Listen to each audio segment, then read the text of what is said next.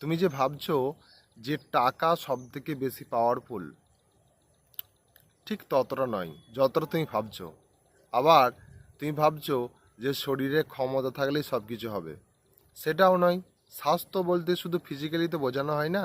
Powerful জিনিস হচ্ছে কি জানো তো, তোমার মন।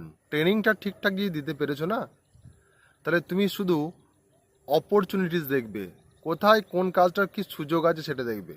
আর যদি তুমি তোমার মনকে ঠিকঠাক ট্রেনিং করতে না পেরেছো, তুমি সব জায়গাতে শুধু নেগেটিভিটি দেখবে। একদম বাস্তব কথা। ফেলিওরটাই তোমার কাছে তো চোখে পড়বে, তোমার আর সাকসেস চোখে পড়বে না। এবার মনে প্রশ্ন জাগতে পারে, মনকে আমরা কীভাবে ট্রেনিং করব।